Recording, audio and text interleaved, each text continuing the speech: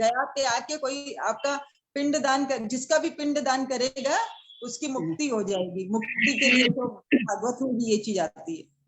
ठीक है, आप जितने भी लोगों ने, सभी लोगों को पहले तो राम राम। और रमा जी आपने जितना बताया काफी कुछ सही बताया।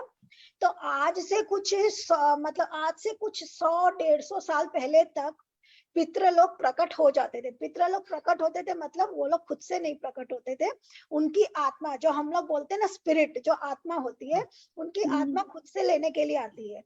अगर जिन लोगों ने भी विक्रम बेताल की कहानियां या राजा भोज की कथाएं ये सब पढ़ी होगी ना, उसमें बहुत सी कथाओं में आता है कि पितृ आते हैं और आकर के अपना पिंड लेकर के जाते हैं। तो ऐसी बहुत सी पिंडदान की कथाएं हैं जो हमारे उसके अंदर में है। और ये जो रामायण की जो कथा है जिसमें सीता जी का पिंडदान से है, वो फल्गु नदी से है। और फल्गु नदी जो है वो है गया जी के अंदर में। जो लोग गया जी गए होंगे और जिनको पता होगा ना, वो लोग देखेंगे कि फल्गु जो नदी है ना, उसके ऊपर बालू की लेयर है और बालू की लेयर के नीचे नदी बह रही है। आप जस्ट इमेजिन करो कि कोई भी नदी के ऊपर में बालू का लेयर अगर रहेगा तो क्या नदी उसके ऊपर में बालू को सोख नहीं कर लेगी? अगर मैं भी देखी हूँ, है ना। तो बालू अगर आप बालू को नदी में डालोगे, कोई भी चीज को नदी में डालोगे तो नदी क्या करती है? उसको सोख कर लेती है ना, वो नदी के अंदर चला जाता है। तो फल्गु एकमात्र ऐसी नदी है जिसके ऊपर में फल्गु एकमात्र ऐसी नदी है जिसके ऊपर में बालू की रेत की लेयर है। और जब आप वो रेत की लेयर को ऐसे ऐसे हटाओगे ना, तो नीचे में नदी बहती है। ये फल्गु नदी को श्राप मिला था। और ये श्राप, जैसा कि रमा जी ने अभी बताया, सीता जी ने दिया था। जब श्री राम के जब दशरथ जी का वो हो जाता है, देहावसान हो जाता है, तो इन लोगों को ये होता है, वहां भरत जो होते हैं उनका सारा कार्य करते हैं, परंतु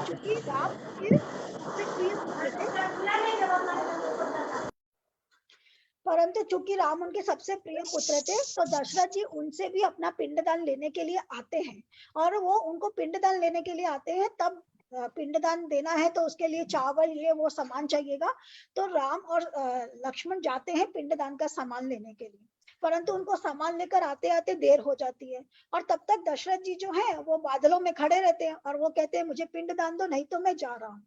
तो जब सीता जी देखती है कि दशरथ जी चले जाएंगे, तब वो क्या करती है कि जो बालू रहती है ना वहां की, उसी बालू से वो पिंड बना लेती है। हम लोग कहते हैं ना कि पितरों को हमें खीर देना है, पूड़ी देना है, हमको ये सारी चीजें देनी है, पर पितर के नियम आप कुछ भी दो, आपने अगर उनको श्रद्धा से याद करके उनको दे दिया तो वो लोग स्वीकार कर लेते हैं।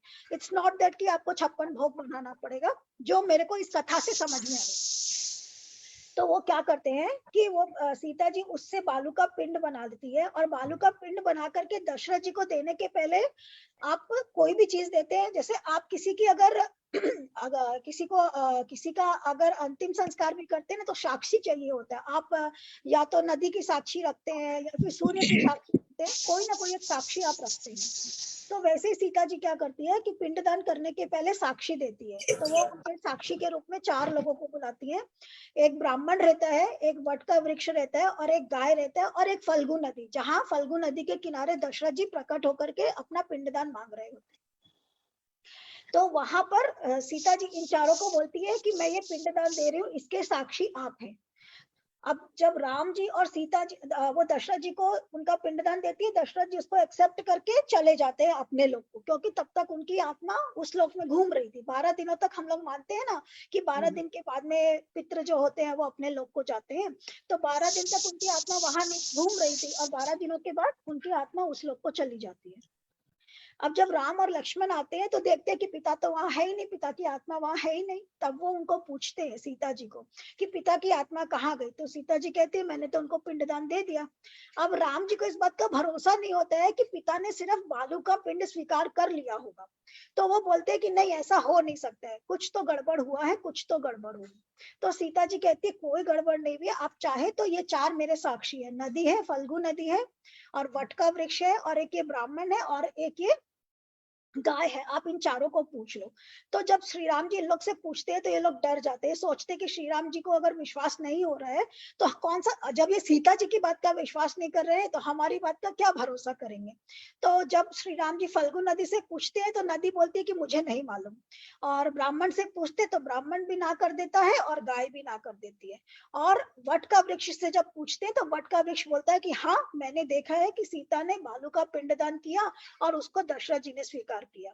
तो ये बात को सुनकर के सीता जी प्रसन्न होती है और श्री राम जी को तब वो बोलती है कि आपने मेरे ऊपर भरोसा नहीं किया और ये जो मेरे चारों साक्षी इन्होंने झूठ बोला। तो दशरथ जी आते हैं और सीता जी की बात का अनुमोदन करते हैं कि हाँ, सीता ने पिंडदान दिया। और तब सीता जी बाकी तीनों को श्राप देती है, फल्गु नदी को श्राप देती है कि तुम नदी होकर के भी कोई तुमको पूजेगा नहीं, तुम्हारे ऊपर में हमेशा बालू पड़ी रहेगी और तुम नदी की तरह नहीं बहोगी, तुम्हारा पानी सूखा सूखा सा ही रहेगा। और गाय को श्राप देती है कि तुमको यहाँ पर इस जगह पर कोई पूजेगा नहीं, जहां गया है वहां पर। और उनको श्राप देती, ब्राह्मणों को श्राप देती है कि तुमने झूठ बोला है तो तुम लोग कभी भी तृप्त नहीं होगे, तुमको कोई कितना भी दे देगा तो तुम उनके दिए हुए अन्न से तृप्त नहीं होगे। और वट वृक्ष को वो ये वरदान देती है कि तुमने सच बोला है तो तुम्हारी हर जगह हमेशा पूजा होगी, और जो भी यहाँ गया के अंदर में पिंडदान देने आएगा वो यहाँ आकर के तुम्हारा पूजा जरूर करके जाएगा। तो ऐसे ये कहानी है जो पितृदान से रिलेटेड है कि पितृ आते हैं और आप जो पिंडदान या आप जो भी पितरों को देते हैं उसको वो स्वीकार करते हैं। और उससे रिलेटेड एक सच्ची घटना है, वो मैं खत्म होने के बाद बताऊंगी, नॉट ऑन लाइव। तो वो मैं बाद में अलग से बताऊंगी। तो मैं वो लाइव नहीं बताऊंगी क्योंकि वो मैंने अपनी आंखों से देखी नहीं है वो वाली घटना, तो वो मैं जरूर बताऊंगी। और वो बहुत ही ज्यादा, मतलब आजकल का जमाने में बच्चों को आप बोलो ना तो वे विश्वास नहीं करते हैं, परंतु मैंने तो अपनी आंखों से देखा है। तो अभी बताइए ना प्लीज। नहीं, अभी नहीं बताएंगे, लाइव नहीं बताऊंगी। पर लास्ट में टाइम रख लीजिएगा उसके लिए। हाँ, उसके लिए हम टाइम रखेंगे, हम जरूर बताएंगे आपको, जरूर शेयर करेंगे। और आज से थोड़े समय पहले तक आप देखे होंगे कि सबके घर में कोई ना कोई पितर होते थे, वो पितर आते थे और बोलते थे, है ना, आपने देखा होगा। क्योंकि हमारी जो आत्मा है सबसे पहले इस लोक से निकल करके पहले पितृलोक में ही जाती है, स्वर्ग और नरक तो बाद में जाते हैं हम लोग, स्वर्ग और नरक का फेरा तो बाद में आता है।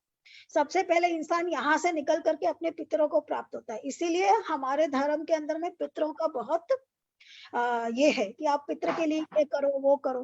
तो जैसे हम भगवान को प्रसाद चढ़ाते हैं तो वो प्रसाद भगवान स्वीकार कर रहे हैं ना, हम भगवान के निमित्त प्रसाद लगा रहे हैं, भगवान उस प्रसाद को स्वीकार कर रहे हैं। वैसे हम पितरों के निमित्त जो भी दे रहे हैं वो पितृ को मिलता है और पितृ उसको स्वीकार करते हैं जिस भी योनि में रहे। तो ऐसा है और वो मैं बताऊंगी बाद में। तो ये है पितरों के बारे में कि हम पितृ के लिए जो भी करें पितृ उसको स्वीकार करते हैं।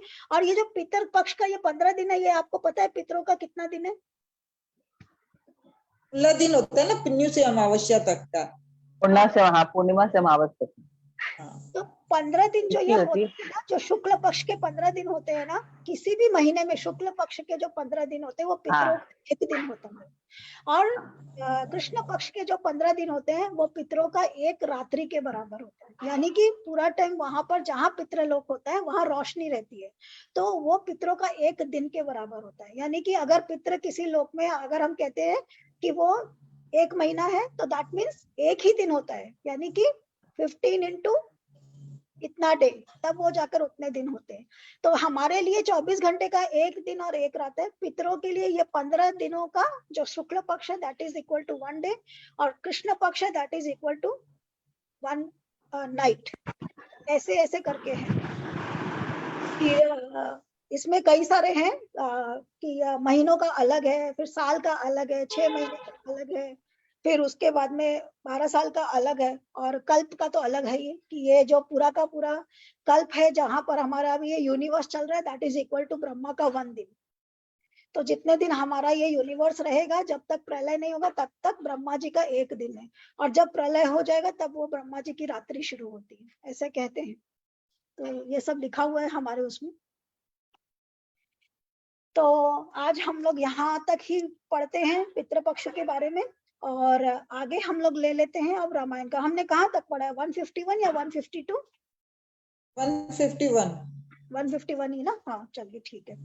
तो एक बार हमने 151 तक पढ़ा था, तो 151 तक हमने जो पढ़ा था उसमें हमने पढ़ा था कि सुमंत्र जो है वो श्री रामचंद्र जी को छोड़ करके और उनको वापस आ जाते हैं, और वापस आकर के अब जो है वो दशरथ जी के पास पहुंचते हैं, अयोध्या पहुंचते हैं, और अयोध्या पहुंच करके वो दशरथ जी को बताते हैं कि वो श्री राम जी को छोड़ करके आ गए और श्री राम लौट करके नहीं आए।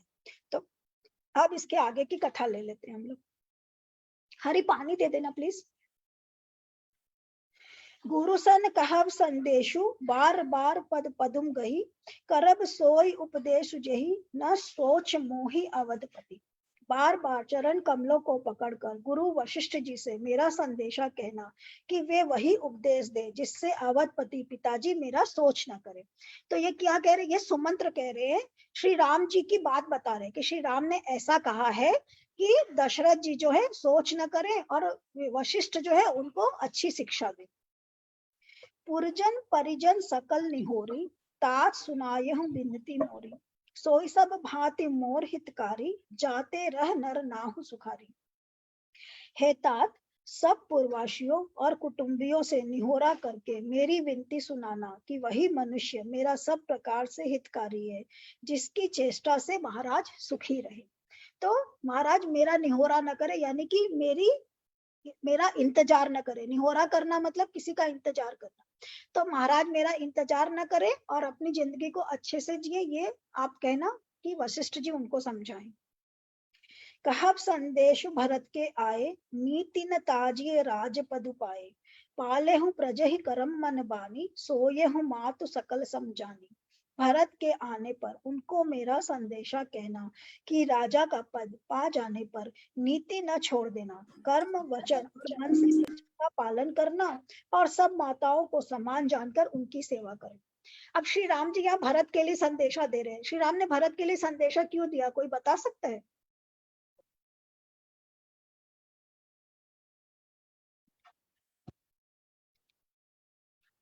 श्री राम ने भरत के लिए संदेश क्यों दिया? क्योंकि भरत राजा होने वाले हैं, परंतु राज्य किसका है? जी का, श्री राम जी का है। करेक्ट। तो श्री राम जी का राज्य है, तो उस राज्य को उसको अच्छे से चलाना है, इसलिए उसके लिए संदेशा भेजे। लक्ष्मण शत्रुघ्न के लिए या किसी और के लिए संदेशा नहीं भेज रहे, भरत के लिए संदेशा भेज रहे हैं कि इस राज्य को तुम अच्छे से चलाना। क्यों? क्योंकि ये राज्य अल्टीमेटली किसका है? श्री राम का है। तो वो अपना हक कभी नहीं छोड़ रहे हैं। तो कह रहे हैं कि भरत के आने पर मेरा संदेशा कहना कि राजा का पद पा जाने पर नीति न छोड़ देना। कि राजा का तुमको पद मिल गया, इसका मतलब ये नहीं है कि तुम घमंड में आ जाओ और नीति छोड़ दो। कर्म वचन और मन से प्रजा का पालन करना और सब माताओं को समान जानकर उनकी सेवा करना। देखिए इसके अंदर में उनका सीख भी है, उनका एडवाइस भी है और उनका वार्निंग भी है। दोनों चीजें इसको समझने के लिए है कि ये वार्निंग भी है कि तुम इनमें से जो भी चीज नहीं करोगे उसका तुमको बाद में अंजाम भुगतना पड़ेगा। तो सभी माताओं को समान समझना, मतलब उनको पता नहीं है कि इसमें कैकेयी के साथ वो मिले हुए हैं कि नहीं है, इसीलिए वो कह रहे कि सब माताओं को समान समझना और नीति के साथ पालन करना। और निबाहे हूँ भायप भाई, करिपित मातु सुजन सेवकाई। तात भाति तही राखब राउ, सोच मोर जही करे न काऊ। और हे भाई, पिता माता और स्वजनों की सेवा करके भाई पने को अंत तक निभाना। हे तात, राजा को उसी प्रकार से रखना जिससे वे किसी भी तरह मेरा सोच ना करे। लखन कहे कछु बचन कठोरा, बरजी राम पुनि मोहि निहोरा। बार बार निज शपथ दिवाई, कह बिन तात लखन लरिकाई। लक्ष्मण ने कुछ कठोर वचन कहे, किंतु श्री राम ने उन्हें बरज कर फिर मुझसे अनुरोध किया और बार बार अपनी सौगंध दिलाई। हे तात, लक्ष्मण का लड़कपन वहां न कहना। सुमंत्र जी को उन्होंने कहा है कि लक्ष्मण का बड़कपन वहां न कहना, परंतु वो फिर भी कह रहे हैं। क्या कह रहे हैं? कि लक्ष्मण ने थोड़े से कठोर वचन कहे, परंतु श्री राम ने उनको मना कर दिया। कही प्रणाम कछु कहन लिया, सिय भई शिथिल सने। थकित बचन लोचन सजल, पुलक पल्लवित दे। प्रणाम कर सीता जी भी कुछ कहने लगी थी, परंतु स्नेहवश वे शिथिल हो गई। उनकी वाणी रुक गई, नेत्रों में जल भर आया और शरीर रोमांच से व्याप्त हो गया। कि सीता जी भी कुछ कहना चाहती थी, परंतु उन्होंने कुछ कहा नहीं। तेही अवसर रघुबर रुख पाई, केवट पार ही नाव चलाई, रघुकुल तिलक चले यही भांति, देखऊं ठाड़ कुलिश धरी छाती। उसी समय श्री राम का रुख पाकर केवट ने पार जाने के लिए नाव चला दी। केवट यानी नॉट एक मल्लाह, बल्कि काफी सारे मल्लाह उनके साथ गए थे। जैसे मैंने बताया कि बड़ी सी नाव में सारा अस्त्र शस्त्र और सीता जी के गहने कपड़े बहुत कुछ था उनके पास में। तो बड़ी सी नाव में काफी सारे मल्लाह मिलकर के खेकर लेके जाते हैं। तो not one kevat, lots of kevat. इस प्रकार रघुवंश तिलक रघुवंश चले गए और मैं छाती पर वज्र रखकर खड़ा रह गया। मैं आपन किमि कहो कलोशु, जियत फिरऊ ले राम संदेशु। अस कही सचिव बयन रही गयाऊं, हानि गलानी सोच बस भयऊ। मैं अपने क्लेश को कैसे कहूं, जो श्री राम जी का यह संदेशा लेकर जीता ही लौट आया। ऐसा कहकर मंत्री की वाणी रुक गई और वे हानि की ग्लानि और सोच के वश हो गए। तो हानि की ग्लानि और सोच के वश, हानि क्या चीज की हानि? वो श्री राम के साथ जाना चाहते थे, उनको जाना चाहिए था, बाद में उनको अफसोस होता है ना। तो उनके छूट जाने का, यानी कि श्री राम सीता और लक्ष्मण का जो हानि हुआ, जो वो लोग उनसे छूट गए, उस हानि की ग्लानि और सोच के वश हो गए कि हे मैं शायद उनके साथ चला ही जाता, क्या पता अब प्राण बचे ना बचे, कब उनका दर्शन होगा। Because 14 years is a long time. सूत बचन सुनते ही नर नाहु, परेउ धरनी उर दारुन दाहु। तलफत विषम मोह मन मापा, माजा मनहु मीन कहूं व्यापा। सारथी सुमंत्र के वचन सुनते ही राजा पृथ्वी पर गिर पड़े। उनके हृदय में भयानक जलन होने लगी, वे तड़पने लगे। उनका मन भीषण मोह से व्याकुल हो गया, मानो मछली को मांजा व्याप गया हो, पहली वर्षा का जल लग गया हो। मछली को अगर पहली वर्षा का जल लग जाए तो शायद मछली तड़पने लगती होगी, कुछ ऐसा होता होगा। आई डोंट नो, ये कुछ जो लोग जानते हैं उनको ही पता होगा। तो ऐसा कुछ होने से मछली तड़पने लगती होगी। वैसे ही जब राजा को ये बात पता चलती है तो राजा भी उसी तरह तड़पने लगते हैं। करी बिलाप सब रोवहि रानी, महाविपति की मिजाई बखानी। सुनी बिलाप दुखौ दुख लागा, धीरज हूं कर धीरज भागा। सब रानियां विलाप करके रो रही है। उस महान विपत्ति का कैसे वर्णन किया जाए। उस समय के विलाप को सुनकर दुख को भी दुख लगा और धीरज को भी धीरज भाग गया। मतलब इतना वो लोग दुख के साथ में रो रहे हैं कि श्री राम वापस नहीं आए।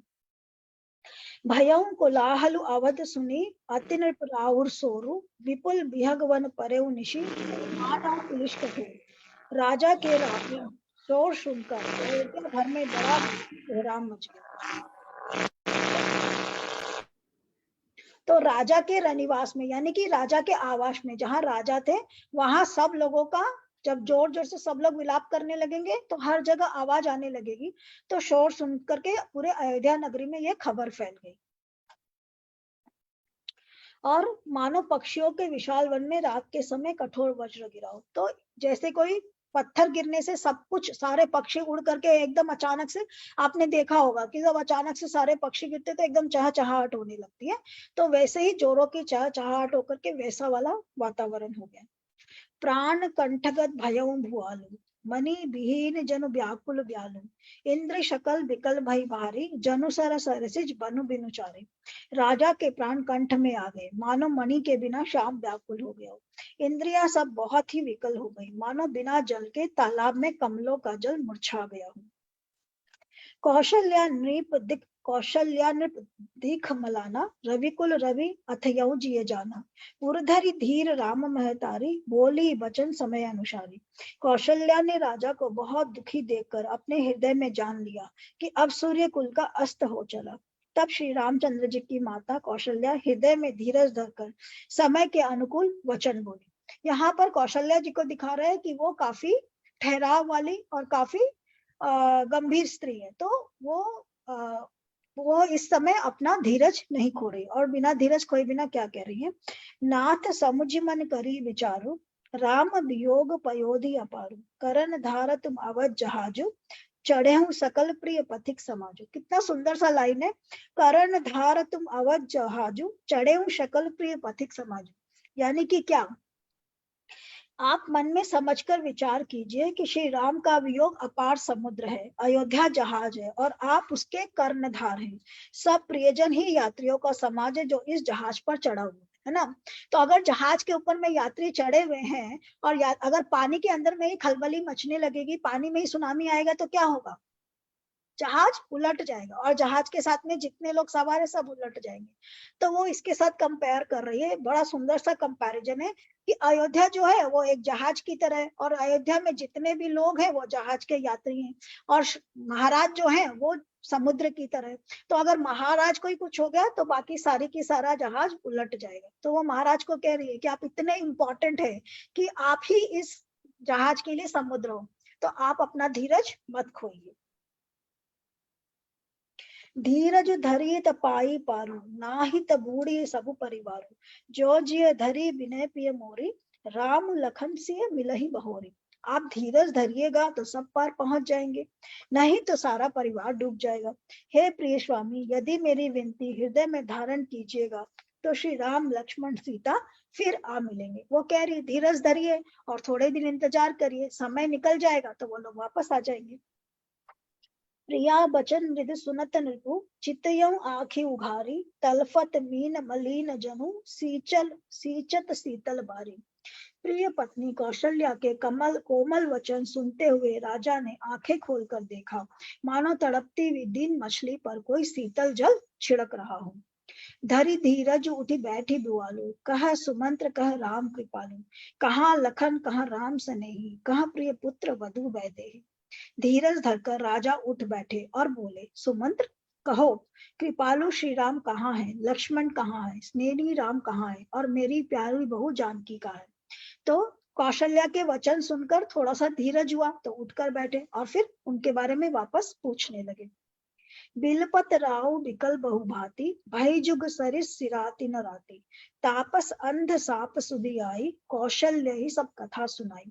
राजा व्याकुल होकर बहुत प्रकार से विलाप कर रहे हैं, वह रात युग के समान बड़ी हो बीतती ही नहीं। राजा को अंधे तपस्वी के शाप की याद आ गई, उन्होंने सब कथा कौशल्या को कह सुनाई।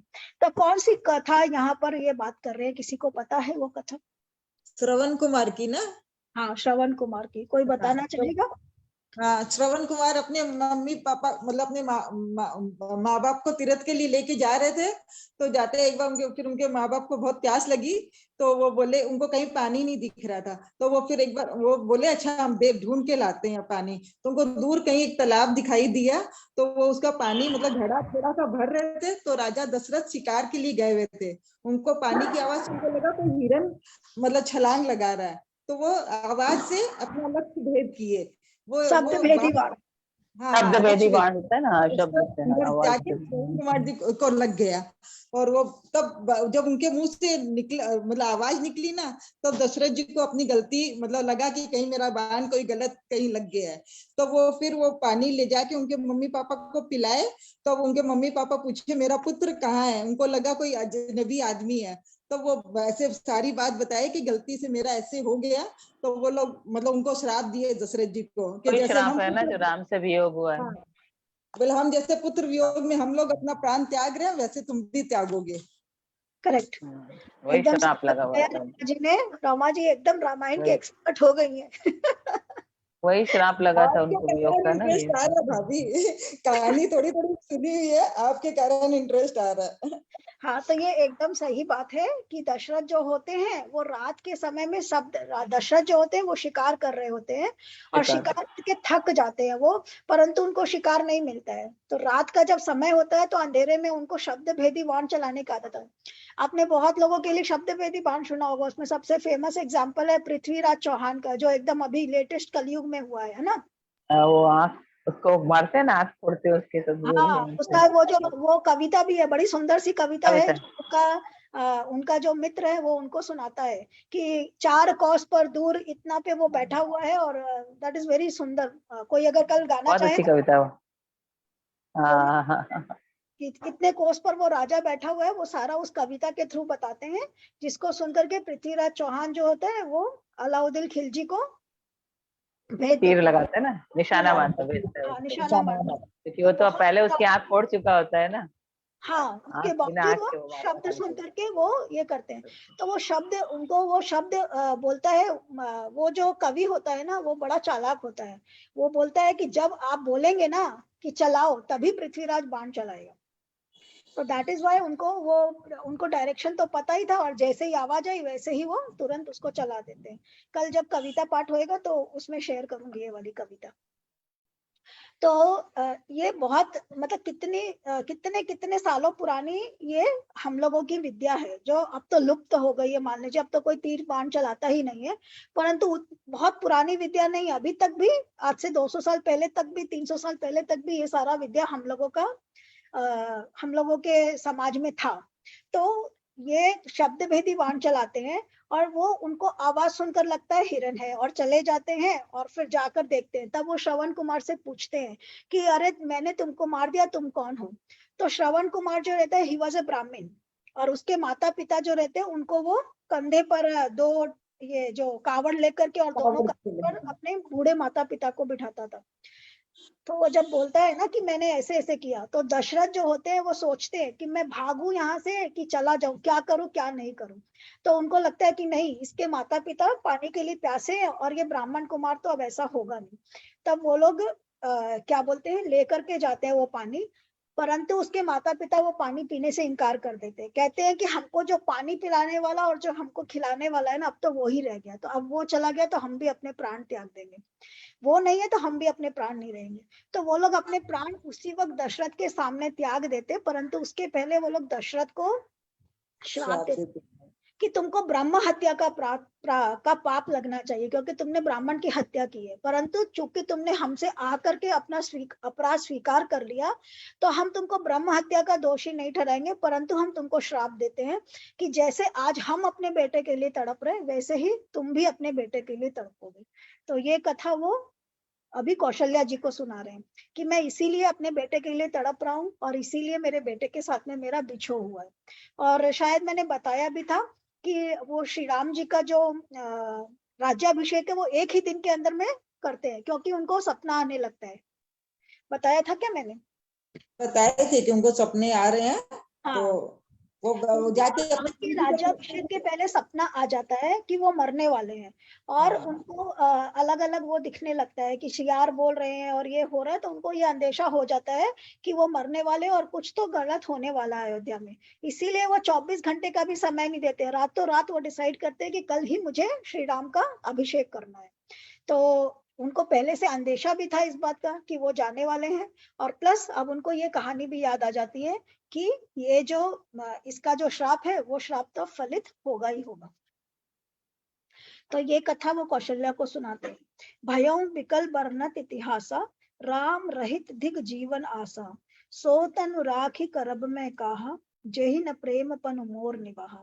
उस इतिहास का वर्णन करते करते राजा व्याकुल हो गए और कहने लगे कि श्री राम के बिना जीने की आशा को धिक्कार है। मैं उस शरीर को रख कर क्या करूंगा जिसने मेरे प्रेम का प्रण नहीं निभाया।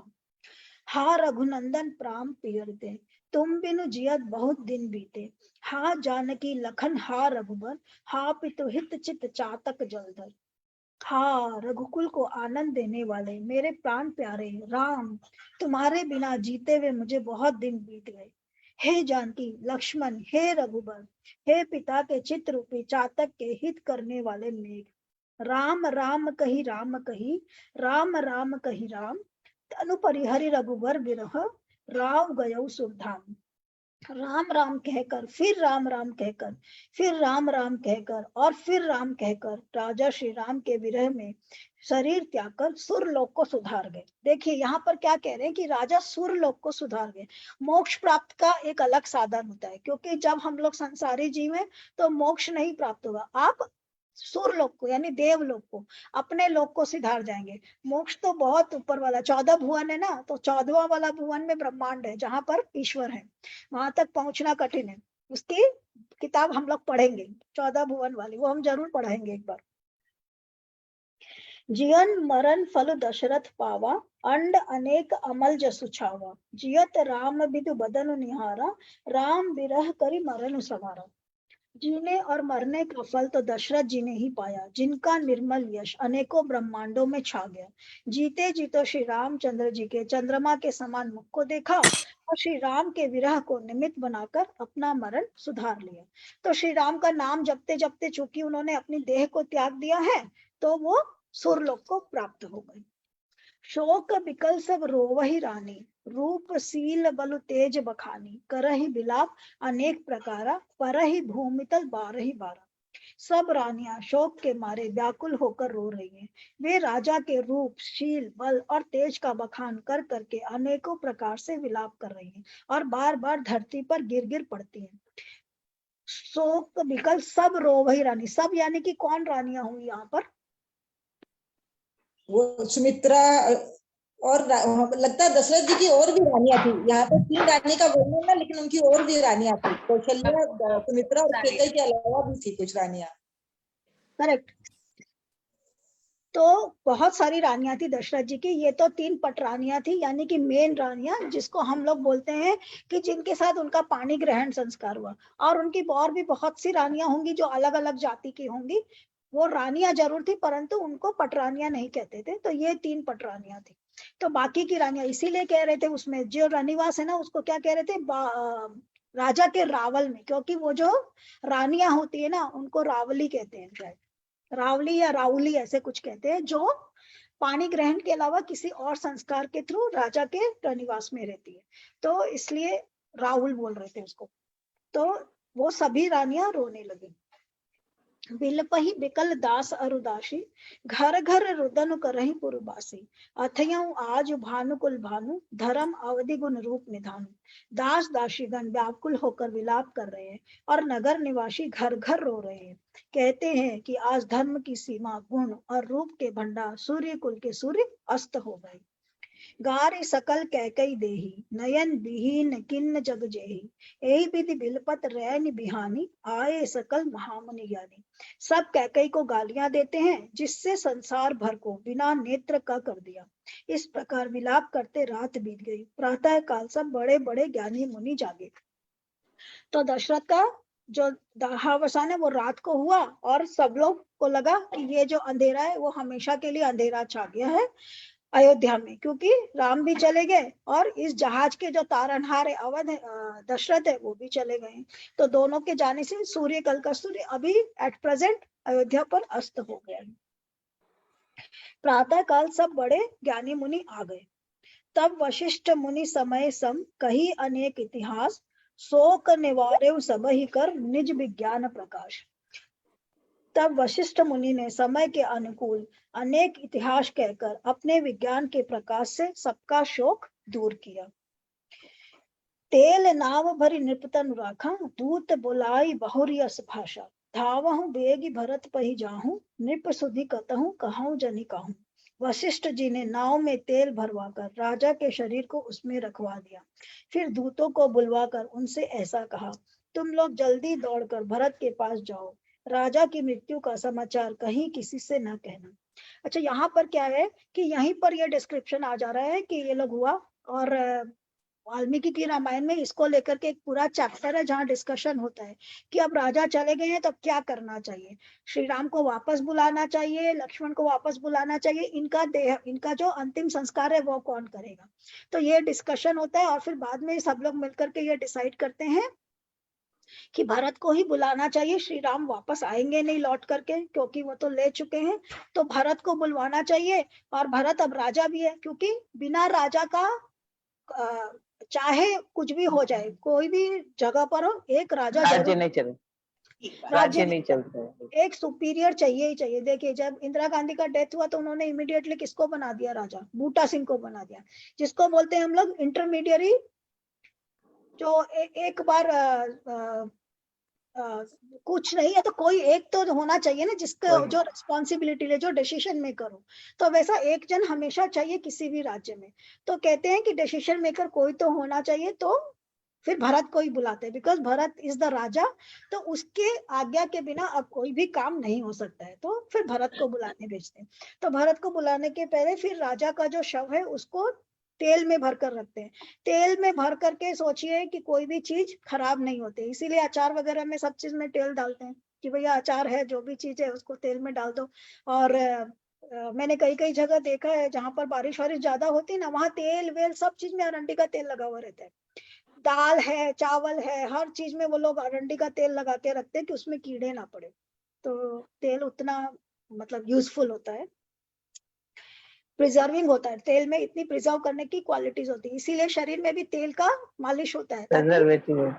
हाँ आपकी स्किन को प्रिजर्व करेगा वो तेल। जैसे रेनू मैडम रोज लगाती है बादाम का तेल। तो तुम लोग जल्दी दौड़कर भरत के पास जाओ, राजा के मृत्यु का समाचार कहीं किसी से न कहना।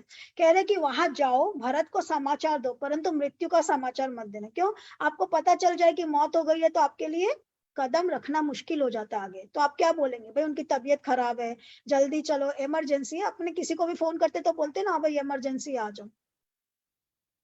इतने ही कहे हूँ भरत सन जाई, गुरु बोलाई पठयऊ दो भाई। सुनी मुनि आये सुधावन धाये, चले बेग बर बात चिल जाए। जाकर भरत से इतना ही कहना कि दोनों भाइयों को गुरुजी ने बुलवा भेजा है। मुनि की आज्ञा सुनकर धावन दौड़े। वे अपने वेग से उत्तम घोड़ों को भी लजाते हुए चले।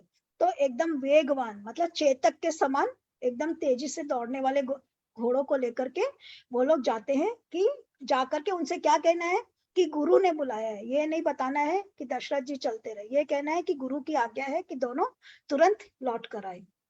अनरथ आवत आरंभ्यु जबते, कुसगुन होई भरत कहूं तबते। देखई राति भयानक सपना, जागी करही कटु कोटि कल्पना। अब इधर में भरत को क्या हो रहा है? सपने आ रहे हैं उसको भी गलत। हाँ, उसको हम लोग क्या कहते हैं? इंट्यूशन। हमारी आजकल की भाषा में हम क्या कहते हैं? इंट्यूशन कहते हैं कि हम लोग को इंट्यूशन हो रहा था, हमको पहले से ही लग रहा था, हमको तैसे हो रहा था ना, बोलते हैं ना। तो सब चीज के मॉडर्न वर्ड्स आ गए, परंतु मोटा मोटी बात सेम ही है। तो यहाँ क्या हुआ? जब से अयोध्या में अनर्थ प्रारंभ हुआ तभी से भरत जी को अपशकुन होने लगे। वे रात को भयंकर स्वप्न देखते थे और जागने पर करोड़ों तरह की बुरी बुरी कल्पनाएं करते थे। तो उनको रात को नींद नहीं आती थी और उनको बुरे बुरे सपने आना, और उनको पहले से अंदेशा हो रहा था कि कुछ तो गड़बड़ होने वाला है। विप्र जेवाई देहि दिन दाना, शिव अभिषेक करही विधि नाना। भागई भय महेश मनाई, कुशल मातु पितु परिजन भाई। वे प्रतिदिन ब्राह्मणों को भोजन कराकर दान देते थे, अनेकों विधियों से रुद्राभिषेक करते थे, महादेव जी को हृदय में मनाकर उनसे माता पिता कुटुंबी और भाइयों का कुशलक्षेम मांगते थे। वो इतनी पूजा कर रहे थे परंतु कुछ हुआ उसका फल, है ना? होनहार बलवान होती है, हम कुछ भी कर ले, जो होनी होती है वो टलती नहीं है। तो यहाँ भी ये होनी टली नहीं है ना। वो इतना रुद्राभिषेक और पूजा सब कुछ कर रहे थे, उससे हमको मन को शांति मिलती है, परंतु जो होनी होती है वो तो होकर रहती है। तो उन्होंने बहुत कुछ किया परंतु होनी थी तो होकर रही। यही विधि सोचत भरत मन, धावन पहुंचे आई, गुरु अनुशासन श्रवण सुनी, चले गणेश मनाई। भरत जी इस प्रकार मन में चिंता कर रहे थे कि दूत आ पहुंचे। गुरु जी की आज्ञा कानों से सुनते ही वे गणेश को मनाकर चल पड़े। अब इतना सब कुछ हो रहा था परंतु वो गए नहीं वापस, क्योंकि ठीक है कुछ होगा गड़बड़, जो भी वहां श्री राम है, तो जब तक श्री राम है, लक्ष्मण है, दशरथ है, तो उनको जाने की आवश्यकता नहीं थी। परंतु जैसे ही गुरु की आज्ञा का उनके पास में संदेश आया, वैसे ही वो सोचते कि नहीं, अब तो मुझको जाना ही होगा, क्योंकि गुरु ने मुझे बुलाया है तो अब तो मुझे जाना ही है। चले समीर बेग है हाके, नाघत सरित सैल बन बाके। हृदय सोच बड़ कछु न सुहाई, अस जाने जीव जान बुढ़ाई। हवा के समान वेग वाले घोड़ों को हाँकते हुए वे विकट नदी, पहाड़ तथा जंगलों को लांघते हुए चले। उनके हृदय में बड़ा सोच था, कुछ सुहाता न था। मन में ऐसा सोचते थे कि उड़कर पहुंच जाऊं। कहाँ पहुंच जाऊं? उड़कर अयोध्या पहुंच जाऊं। जितना समय लग रहा है उतना समय भी ना लगे, कोई पुष्पक विमान आ जाए तो बैठ करके तुरंत अयोध्या पहुंच जाऊं।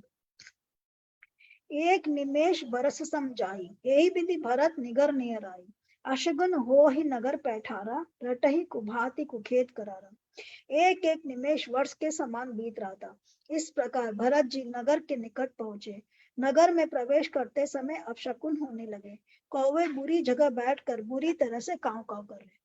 कौवे इतने बुरी तरह से काव काव कर रहे हैं और कौवा को एक अपशकुन माना गया, फिर भी हम लोग क्या करते हैं? श्राद्ध के समय हम उत्तर पक्ष में उसको कौवे को गिरा ही निकालते ना। शौध कौवे के का साथ ग्राही हम लोग निकालते हैं। खाना किसको देते हैं? कौवे को देते हैं, क्योंकि कौवा सबसे पुराना जीव है। काग भुसुंडी जो है वो सबसे पुराने हैं, और हर काल राम जी में, के पास भी तो ये मतलब सतयुग में, कि त्रेता युग कागा, में, हाँ द्वापर लोक में, हर युग के अंदर में अगर कोई पक्षी बचा हुआ था तो वो कौन है? कौवा है। और काग, काग काग भुसुंडी जिसको हम लोग बोलते हैं ना, जो काग भुसुंडी जी जिनकी कथा हम बता रहे हैं, वो काग भुसुंडी हर लोक के अंदर में, हर युग के अंदर में वो है, और वो त्रिकालदर्शी है। तो इसीलिए, क्योंकि जो हर युग में रहता है, हमेशा रहता है, वो पक्षी है कौवा। इसीलिए जो हमारा जो भोजन है उसके अंदर में से हम एक रोटी कौवा को डालते हैं, कि ये श्राद्ध पक्ष में आप जो देंगे वो कौवा को देने का नियम है, कि कौवा हर हर युग में, हर लोक में और हर काल में रहता है। तो वो हर समय रह सकता है, कौवा ऐसा पक्षी है, तो इसीलिए कौवे को दिया जाता है। तो कौवे बुरी जगह बैठकर काव काव कर रहे हैं। खर सियार बोलहि प्रतिकूला, सुनी सुनी होई भरत मन शूला। श्रीहत सर सरिता बन बागा, नगर विशेष भयावन लगा। गधे और सियार विपरीत बोल रहे हैं। यह सुन सुनकर भरत के मन में बड़ी पीड़ा हो रही है। तालाब, नदी, वन, बगीचे सब शोभाहीन हो रहे हैं। नगर बहुत ही भयानक लग रहा है। एक तो हर जगह से अपशकुन हो रहा है, और जब आपका मन ठीक नहीं हो तो आपको क्या होता है? खूबसूरत से खूबसूरत नजारा कैसा लगता है? लगता है जैसे हर जगह डिप्रेशन सा छाया हुआ, हर जगह लगता है जैसे मुर्दानगी सी छाई हुई है ना, क्योंकि आपका खुद का ही मन ठीक नहीं, तो आपको कुछ अच्छा नहीं लगता है। तो वैसे ही उनको नदी, पहाड़ सब लग रहे हैं जैसे सब कुछ सूना हो रहा है। खगमृग हय गए जाहि न जोए, राम वियोग कुरोग बिलोए। नगर नारी नर निपट दुखारी, मनहु सबन सब संपत्ति हारी। श्री राम के वियोग रूपी बुरे रोग से सताए हुए पक्षी पशु, घोड़े, हाथी देखे नहीं जाते। नगर के स्त्री पुरुष अत्यंत दुखी हो रहे हैं, मानो सब अपनी सारी संपत्ति हार बैठे। सभी लोग उनको दुखी दुखी से दिख रहे हैं। पुरजन मिलहि न कहे कछु, गवहि जोहारहि जाहि। मगर भरत कुशल पुछ न सकहि भय, विषाद मन माही। नगर के लोग मिलते हैं पर कुछ कहते नहीं, चुपके से जोहार करके चले जाते हैं। भरत जी भी किसी से कुछ नहीं पूछ सकते, क्योंकि उनके मन में भय और विषाद छा है। अब वो क्या हुआ है? नगर तक पहुंच गए हैं, परंतु नगर पहुंच करके क्या हुआ है? वो पहुंच करके भी नगर के अंदर में कोई उनको देख करके मान सम्मान, मतलब वो राजा होने वाले हैं, और उनके आधे से ज्यादा लोग तो क्या समझ रहे हैं कि इसके अंदर में भरत का दोष है, इसी ने किया है, भरत का हाथ है, सब यही भरत सोचते का कि हाथ भरत है ने इसके किया। अंदर में, है ना। तो आधा से ज्यादा लोग क्या कर रहे हैं? खाली उनको ऐसे ऐसे करके चले जा रहे हैं, परंतु कुछ कहते नहीं है। और भरत भी किसी से पूछते नहीं है कि भैया तुम सब लोग खाली ऐसे करके क्यों चले जा रहे हो, इतनी शांति क्यों है, क्या बात हो गया? क्योंकि उनको भी डर लग रहा है पूछने में। तो ये है 158। आज हम लोग यहीं तक करते हैं, क्योंकि 12:35 हो गया है। थोड़ा सा हम आपको वो बता करके और उसके बाद में इसको खत्म करेंगे आज के सेशन को। मुझे थोड़ा आज बाहर भी जाना है, ठीक है ना। तो आज 158 तक ही पढ़ते हैं, बाद का संवाद हम लोग बाद में लेंगे, कि कैसे वो कुबरी को मंथरा को मारते हैं, उसका कुबर तोड़ देते हैं, और कैकेयी के साथ उनका क्या संवाद है, वो सारा चीज काफी सारा है। तो वो हम लोग नेक्स्ट क्लास में लेंगे। के लिए इतना ही।